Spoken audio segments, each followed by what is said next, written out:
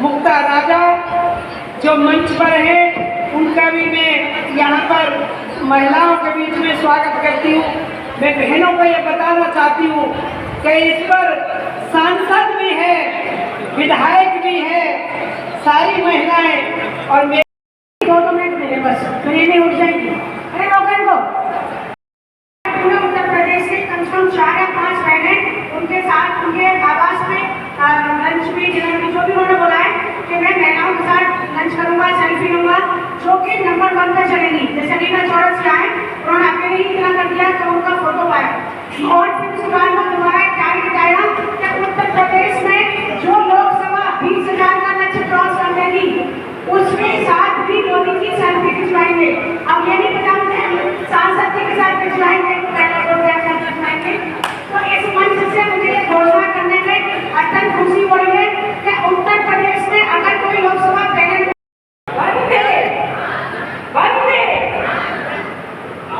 ये खाना तैयार है, आवाज निकालो।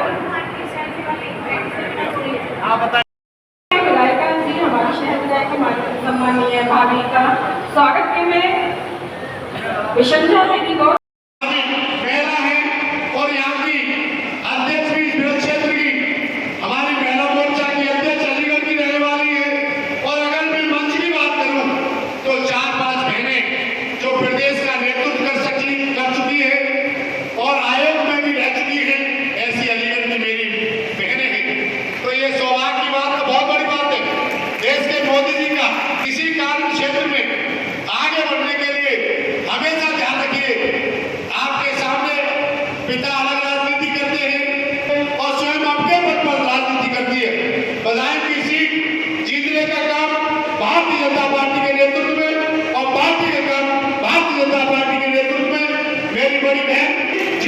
मौका दिखाएगी मेरी बहन।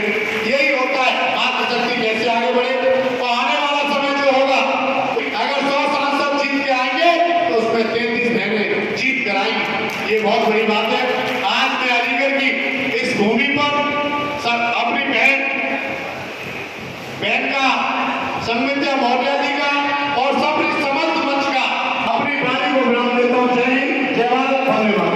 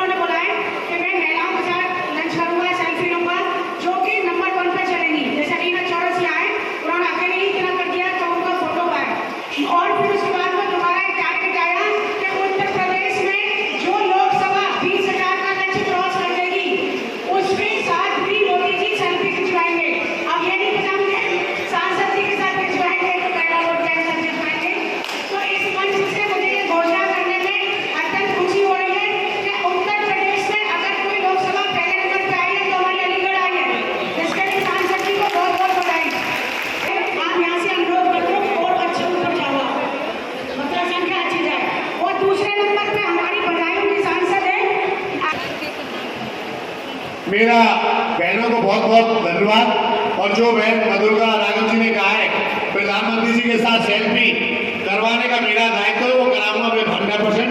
अब के जब लोकसभा चलेगी उसमें बहनों को यहाँ से ले जाने का और वहाँ पर सेल्फी BS पॉल साहब बैठे पीछे, वो महानगर के से खड़े हो जाओ। 77 साल के वैसे कोई प्रॉब्लम नहीं है, युवा है लेकिन 77 साल के युवा है, वो भी नंबर 1 पर हम आए हैं। उसमें विवेक शौरसर भैया, कृष्ण गुप्ता जी और जितने भी यहाँ पे नारी सम्मान साथियों, ये हम सबके बहुत गर्व की बात है कि जो सपना आप और हम मिलकर कई सालों से, कई सदियों से देख रहे थे, वो हमारी बीजेपी की सरकार मोदी जी के नेतृत्व में वो मान सम्मान महिला को दिलाने का कार्य पूरा किया है। और जो नारी वंदन शक्ति अधिनियम का जो हक आपको दिलाने का राजनीति में 33% आरक्षण का काम उन्होंने किया है। हम सब लोग बहुत भाग्यशाली हैं कि जिस काम को भी, ये बात इस बात की गवाह है कि जिस काम को हम अच्छी नीयत के संग करना चाहते हैं, उस काम को करने के लिए पूरी परमात्मा हमारा साथ देती है। और इस परमात्मा ने हमारे मोदी जी के नेतृत्व में इस 33% आरक्षण को महिला के लिए करके दिया है। और अब तक जो महिला इस आगे आने वाले टाइम, जो बहुत इंपॉर्टेंट टाइम है देश के लिए आने वाले 25 साल, वो देश डेवलप भारत बिना आपकी भागीदारी के नहीं बन सकता। और जो सपना हम सबने मिलकर इस देश के लिए देखा है, हमें पूरा यकीन है कि हम आपके के साथ जुड़कर इस देश को आगे बढ़ाने के काम करेंगे। मैं एक बार पुनः आप सबका बहुत बहुत धन्यवाद करता हूं कि आपने मुझे यहाँ बुलाया। और इस देश को आगे बढ़ाने का जो काम हमारी बीजेपी की सरकार और माननीय मोदी जी कर रहे हैं, हम और आप मिलकर इसको आगे बढ़ाएंगे। बहुत बहुत धन्यवाद। Thank you. हमारी क्षेत्रीय अध्यक्षा बेटी हमारी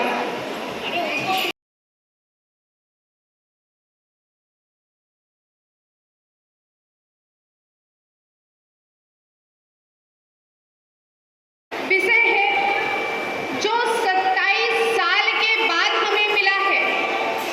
27 साल और 5 प्रधानमंत्रियों के बाद हमें यह सौभाग्य मिला कि 1996 जब 1998 उन्होंने भी प्रयास किया, सफलता नहीं मिली। 2004 में उस वक्त के प्रधानमंत्री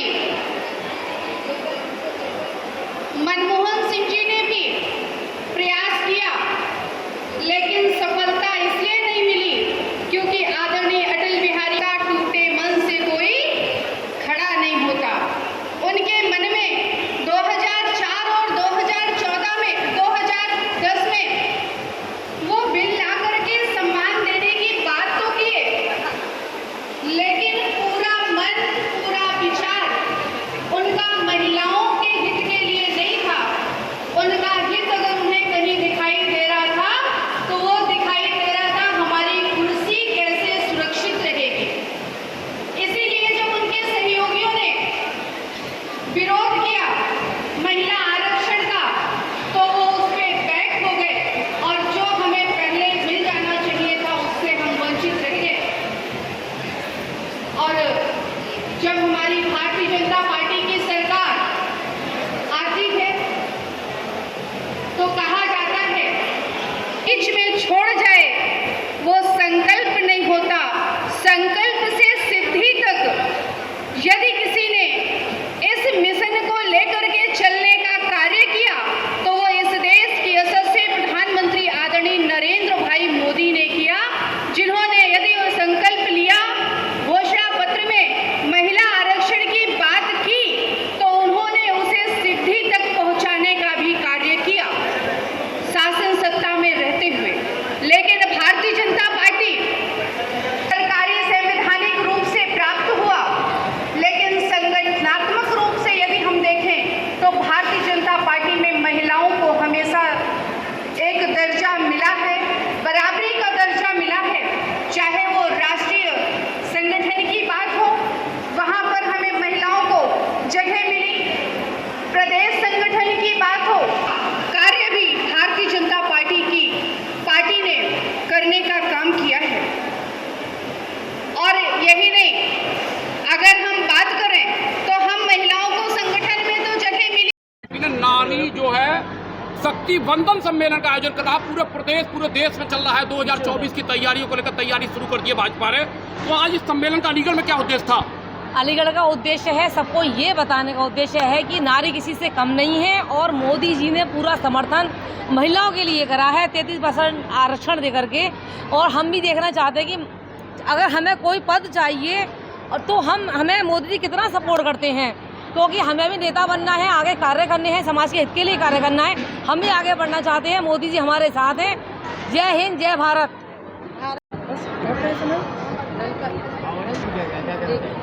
आज ये कार्यक्रम नारी शक्ति वंदन अधिनियम के तहत महिलाओं ने आदरणीय प्रधानमंत्री जी को धन्यवाद देने के लिए हम सब यहाँ पर एकत्र हुए और जिस अधिनियम का हम सब 27 वर्षों से इंतजार कर रहे थे, वह अधिनियम के तहत हम सबको अधिकार इस देश के यशस्वी प्रधानमंत्री आदरणीय नरेंद्र भाई मोदी ने देने का कार्य किया। इसके लिए हम सब उनको धन्यवाद देते हैं और उनके आभारी। ये तो 29 तक चलेगा कार्यक्रम। जब हम 27 वर्ष तक इसके कसमकस के इंतजार में रहते हैं कि लोग कुर्सी बचाने के लिए इस बिल को नहीं पास होने देते हैं, आज आदरणीय प्रधानमंत्री जी कुर्सी की नहीं बल्कि इस देश की आधी आबादी की चिंता करते हैं और दोनों सदनों में इस बिल को पास करते हैं, क्योंकि आज हर महिला आदरणीय प्रधानमंत्री जी के साथ है। तो निश्चित तौर पर हर महिला को विश्वास है कि यह बिल 29 तक भी जाए तो कोई दिक्कत नहीं। हम 27 साल इंतजार किए हैं, 4-5 साल और सही।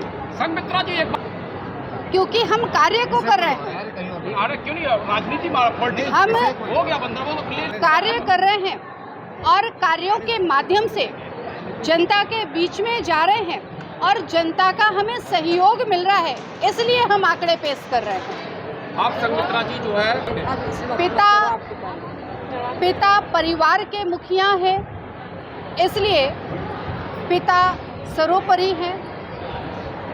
प्रधानमंत्री जी इस राष्ट्र के मुखिया हैं और राष्ट्र सर्वोपरि है, इसलिए प्रधानमंत्री जी भी सर्वोपरि हैं। और ये नारी शक्ति ही है जो हर विडंबना को एक साथ लेकर के चल सकती है। इसलिए हम कहते हैं कि मातृशक्ति सर्वोपरि है, वो हर समस्याओं का समाधान करने में सक्षम है। बस।